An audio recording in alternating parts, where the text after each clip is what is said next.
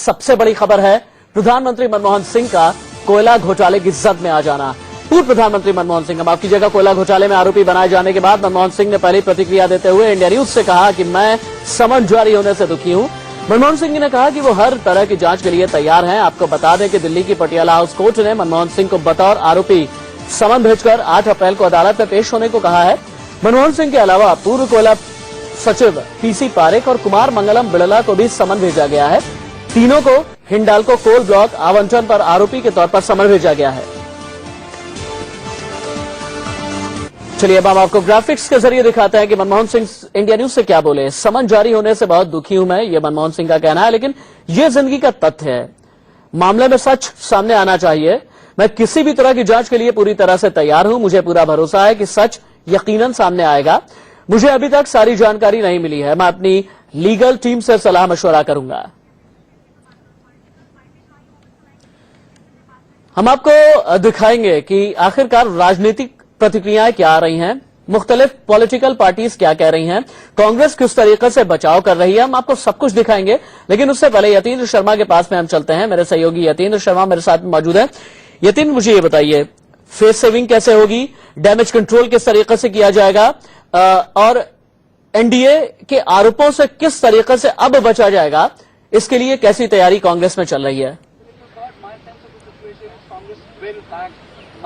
राशिद, जहां ये मामला सामने आया उससे कहीं ना कहीं माना जा रहा है कि कांग्रेस के लिए एक बड़ा झटका है, क्योंकि उनके पूर्व प्रधानमंत्री को कोर्ट ने एक आरोपी की तरह सम्मन जारी करके पेश होने के लिए कह दिया है। तो कहीं ना कहीं कांग्रेस इस पूरे मामले पर बैकफुट पर आती हुई दिखाई दे रही है, लेकिन तुरंत आरोप भी लगाने से कांग्रेस के नेता सामने आते हुए दिखाई दे रहे हैं। साफ तौर पर कह रहे हैं कि ये कोर्ट का ये फैसला जरूर है, लेकिन राजनीतिक साजिश के तहत प्रधानमंत्री जो पूर्व प्रधानमंत्री मनमोहन सिंह है उनका नाम आया। हालांकि मनमोहन सिंह की तरफ से भी सफाई आ गई है कि वो पूरे मामले को देख रहे हैं, पूरे लीगल पॉइंट्स उनके पास नहीं है। वो जो उनके लीगल एक्सपर्ट्स हैं उनसे पूरी जानकारी लेंगे।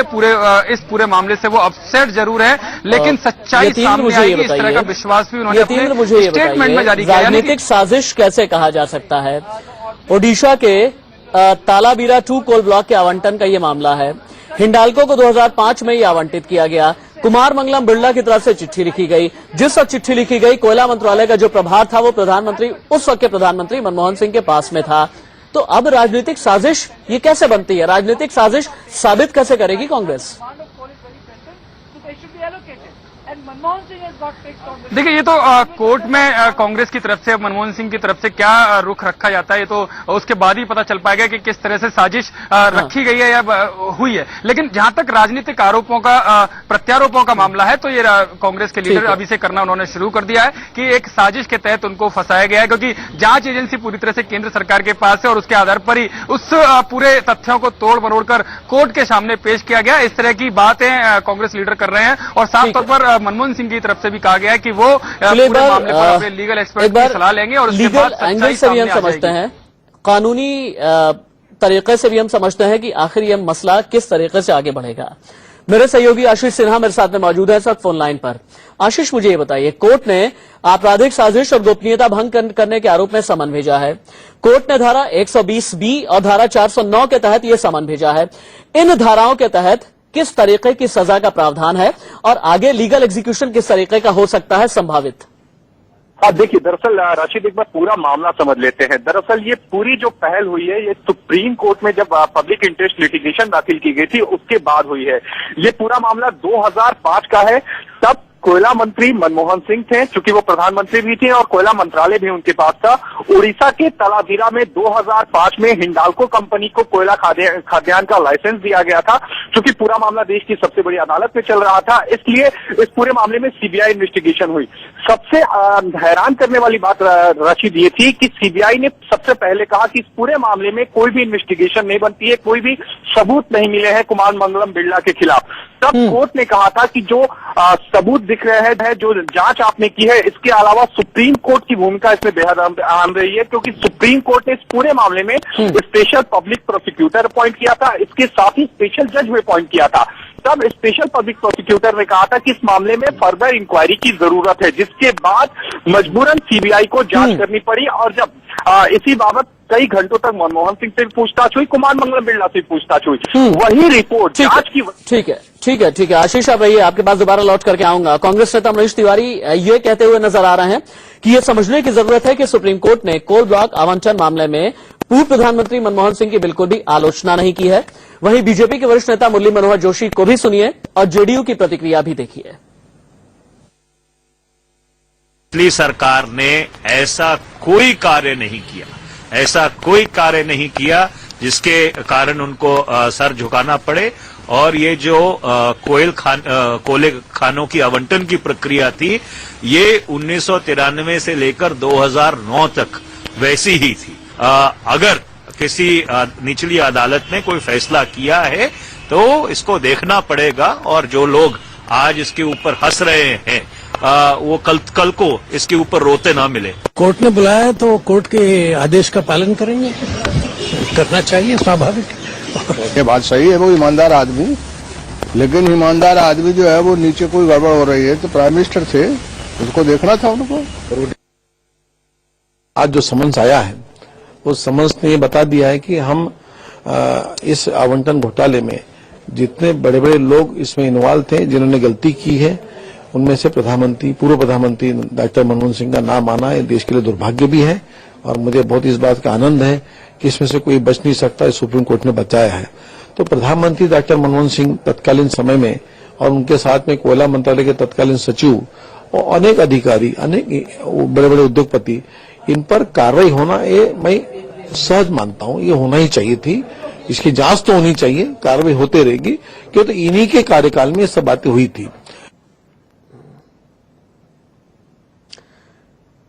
वहीं दूसरी तरफ बीजेपी का यह मानना है कि यह सिर्फ मनमोहन सिंह का घोटाला नहीं है।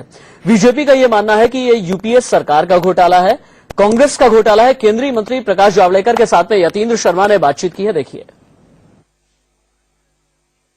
जावड़ेकर जी, पूर्व प्रधानमंत्री मनमोहन सिंह को आरोपी बनाकर पेश करने की बात की, कितना बड़ा झटका है? क्या एक बड़ा वो ऐसा है, कोल घोटाला है, कांग्रेस का घोटाला है। कल ही मैंने कहा था कि कांग्रेस ने मनमोहन सिंह जी के साथ क्या किया कि उनको सीबीआई और कोर्ट के चौखट पर लाके खड़ा कर दिया।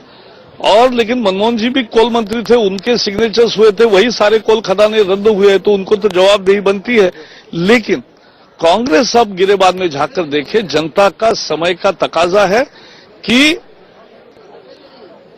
अब पारदर्शिता लोग चाहते हैं, और मोदी सरकार पारदर्शिता ला रही है, कम से कम उसका विरोध न करे, ये तो उनको कम से कम सुधार करना चाहिए। कह रहे हैं कांग्रेस का खेल है, तो क्या कांग्रेस ने मोहरा बनाया पूर्व प्रधानमंत्री? ये तो जयंती नटराजन के पत्र से साफ हो गया कि किस तरह से दबाव बाहर से आता था। क्या ये राजनीतिक साजिश बता रहे हैं कांग्रेस के नेता कि राजनीतिक साजिश के तहत? कोर्ट कोई राजनीति के आदेश नहीं देती, राजनीति से आदेश नहीं लेते। ये है प्रकाश जावड़ेकर जो कह रहे हैं ये गलत है, कोर्ट राजनीति से नहीं चलती, और जो आरोप लगे हैं वो पूरी कांग्रेस की चाल है, और प्रधानमंत्री मनमोहन सिंह ने उस पर हस्ताक्षर किए थे, सारे खेल में वो शामिल रहे हैं। कैमरामैन गंगा के साथ यतेंद्र शर्मा, इंडिया न्यूज, दिल्ली। देखिए, लगातार हम नीचे यहां पर दिखा रहे हैं कि मनमोहन सिंह पर आरोप क्या क्या है, 2005 का ये मामला है क्या, किस तरीके से सीबीआई ने क्लोजर रिपोर्ट दाखिल की थी, और सीबीआई की क्लोजर रिपोर्ट दाखिल करने के बावजूद भी अदालत ने इस मामले का संज्ञान लिया था और सीबीआई से ये कहा था कि मनमोहन सिंह से आपने पूछताछ आखिरकार क्यों नहीं की। अब सवाल लेकिन बहुत बड़ा यह है कि आगे जो तमाम 6 आरोपी हैं उनके लिए विकल्प क्या कुछ हो सकते हैं, और कानूनी प्रक्रिया किस तरह से आगे बढ़ेगी, इसके बारे में इंडिया न्यूज ने कानून के जानकारों से भी बात की और संविधान विशेषज्ञ की भी सुनी है। मैंने अभी ऑर्डर नहीं देखा है, क्या वजह है, क्या सीबीआई ने रिपोर्ट दी, और क्या उसके साथ कोई तथ्य है, कोई डॉक्यूमेंट है। मेरे विचार में तो डॉक्टर मनमोहन सिंह जी ने केवल जो मुख्यमंत्री उड़ीसा की सिफारिश थी कि ये हमारा एक नंबर 1 प्रोजेक्ट है और इससे मैक्सिमम एम्प्लॉयमेंट मिलेगी उनके प्रदेश में, वो चिट्ठी जो है उन्होंने सेक्रेटरी को फॉरवर्ड की थी। तो ये मेरी समझ से बाहर है कि ये कैसे जुर्म बन सकता है। मुख्य धारा जो है वो 409 आईपीसी है, जो कि ब्रीच ऑफ ट्रस्ट से डील करती है और इसमें मैक्सिमम सजा जो है लाइफ इम्प्रिजनमेंट है। इस धारा के अनुसार अगर कोई भी व्यक्ति गवर्नमेंट सर्वेंट है और उसे कोई भी प्रॉपर्टी दी गई है और उस प्रॉपर्टी को मिसयूज करता है तो ये क्रिमिनल ब्रीच ऑफ ट्रस्ट होता है। और अगर इन सबको आज सीबीआई कोर्ट ने, स्पेशल कोर्ट ने समन किया है तो इनके पास सिर्फ एक ही रेमेडी आज बची है कि या तो ये हाई कोर्ट में जाए और इसे समनिंग ऑर्डर को क्वॉशिंग की दरखास्त दें। और क्योंकि ये कोर्ट सुप्रीम कोर्ट में पेंडिंग है ये केस, तो ये सुप्रीम कोर्ट में भी डायरेक्ट आ सकते हैं। चलिए, कानून के जानकारों का यह कहना है कि 8 अप्रैल की चूंकि पेशी है और इस पेशी से पहले हाईकोर्ट भी जाया जा सकता है, जहां पर इस समन को क्वैश कराने के लिए दरख्वास्त लगाई जा सकती है।